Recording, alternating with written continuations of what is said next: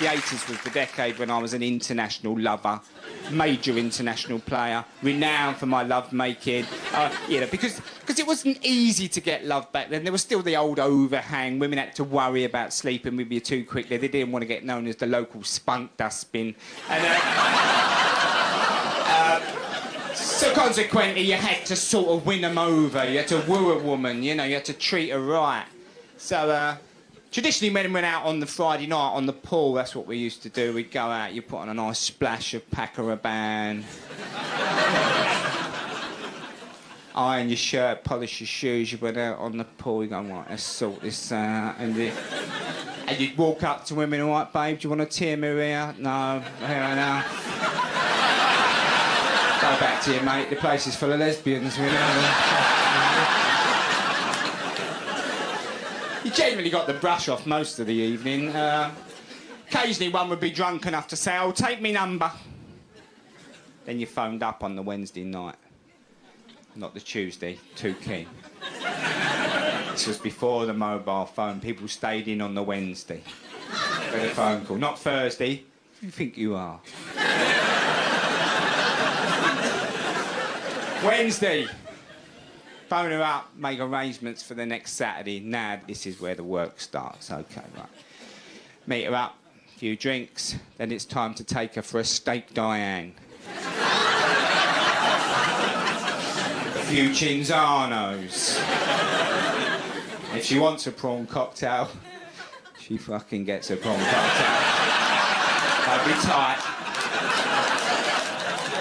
We were still at the early stages of continental cuisine taking over, so, you know, if you could get to a woman to the point where you were actually buying for her prawns, lettuce, in a wine glass, drizzled with the dressing from 1,000 Islands.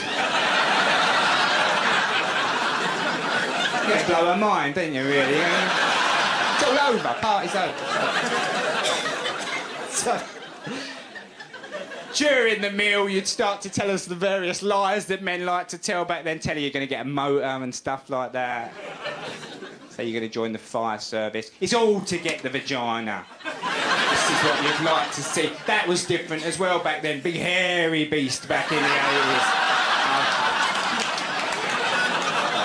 80s. Once again, the young fellas don't realise what we put up with back then. This big angry, hairy... Marxist, feminist vagina. Had attitude, to be honest with you, back then, yeah,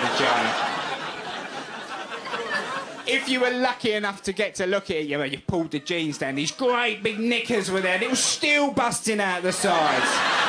This big hairy vagina coming over the top of the knickers. You'd start rolling it down and it started coming out. Leave it out, love. It's like it was saying, who are you looking at? Who are you looking at? Don't stare at me. The vagina. So the meal's been had, the chatting's... It's time to close in now. Like I said, I was a proper international player back then. I had a bedsitter flat in the East End of London, private. Not council, no, privately rented bedsitter in the East End, kitted out for love with all the latest gear of the international player, right? Take her back, it's time to do a bit of showing off. Here we go. Walk her in, sit her down on the futon.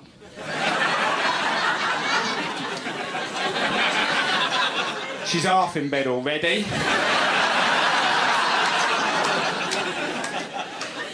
She doesn't realise that in all 2 hours that could be a double bed. Some gaffer tape and some spanners, I'd sort of something out of it.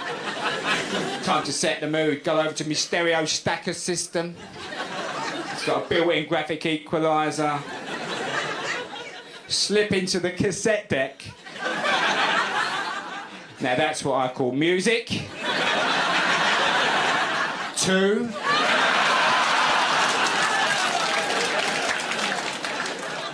Now, when Luther Vandross comes on, I'll be making me move.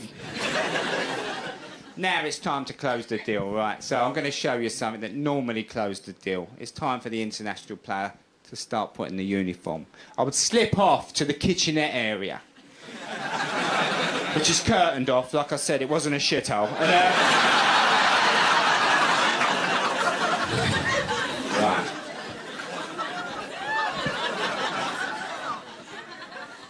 All right, careful, ladies, careful. I come back into the main area. I've changed in to my shiny black kimono. It's a cotton mix. Silk ones were a bit exy. She's checking it out. I've kept my jeans on. I'm not a monster. I turn round at the optimum moment to reveal the dragon. As we know, women love a dragon. I come back with a nice chilled bottle of Blue Nun. We're not drinking cheap shit. We're making love. What do you reckon, girls? Can you... See? Look and learn, lads. Look and learn.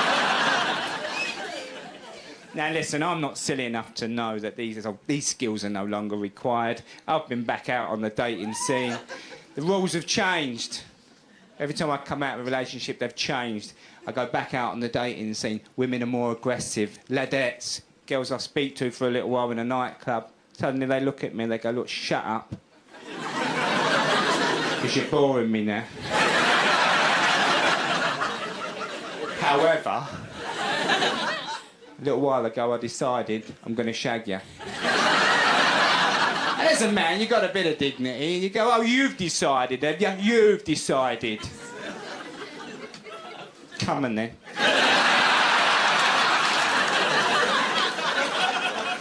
So, it's all over for me now anyway, all that stuff. It's over. You know, about 8 years ago, I met a very nice girl. Because I went and got an education. This is the little bit that's changed my life. I'll talk about this very quickly. Somewhere through in my late sort of 20s, I went back to evening classes and night school and went and got a degree. And so then suddenly I'd shifted classes, fundamentally middle class now. Tried the teaching thing. Good God. These kids are... The kids are... I call them the chicken children. They come at you from the side now. Come at you from the side with a cap on and the hood low. Coming at me in the school. What's happening? What's happening? The reason they're so obsessed with what's happening, they can't fucking see where they're going.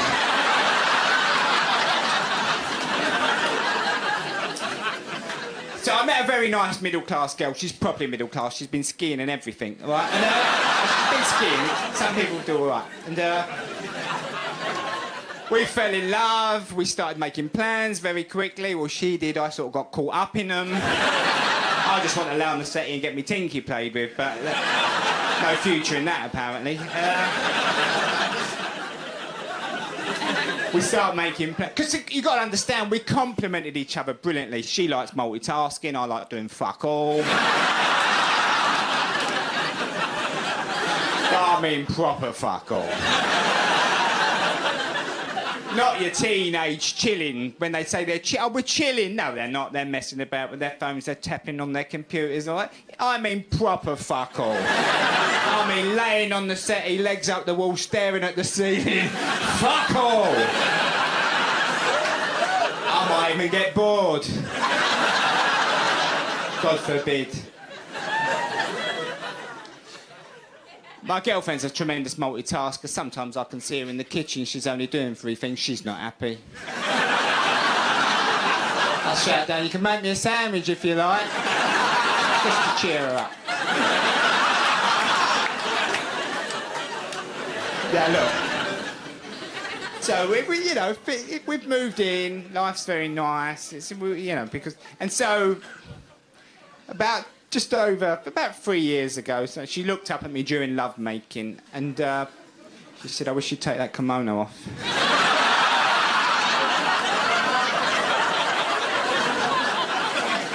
So sometimes I don't know why I bother, you know. She said, I want a baby. I said, well, if you come off the pill, I'll start leaving it in. Not the most romantic thing I could have said, but I know she was worrying about her fertility, and I know men don't leave it in anymore. I think it's a big part of the problem, I think, because you left it in the old times. Everyone had work in the morning. You didn't start pulling it out and spraying it all over the poor girl's head. You know, we're all busy people. It's just, you know. So anyway, started leaving it in, left it in, baby come. 6 months into having the baby, she turned to me, she said, I'm losing my identity. I said, you finished your cleaning? I said, well, go back to work. I don't want you not having an identity. I'm not sure you are anyway. Went back to work, leaving me to bring up the child on my own for about 3 months. I used to push him down the street in his £500 pram. I resented the £500 initially. Then I got involved in a race in Summerfields. Some dickhead in a £200 buggy tried to cut me out. I said, fuck off, mate. There's a monkey's worth of pramette coming through here.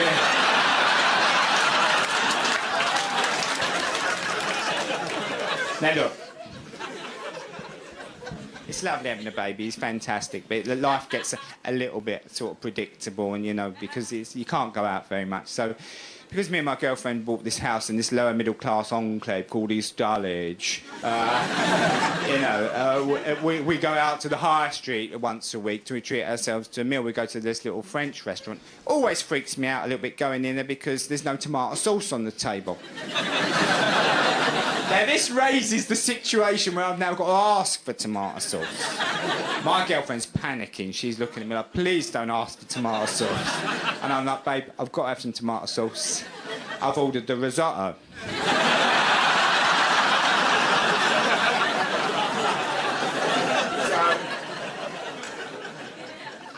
I pluck up my... I said, excusez-moi. I'm making an effort. I said, excuse-moi. I said, do you happen to have any ketchup in the building? The woman's giving me that look that I've become quite used to, like I'm some horrendous pleb. She went off to the kitchen. I saw her coming back across the kitchen. Little tiny china pot for me, about that big. I thought, oh, here we go. Look, I'm getting a chip for a tomato sauce. Here we go. She walked up to the table. She tried to put it down and run away. I stopped. I said, hold on, love, hold on. And I took a sip of it. And she looked at me. I said, yes, I'll take a bottle, please. People, you have been absolutely lovely. Thank you very much. Good night. Thank you.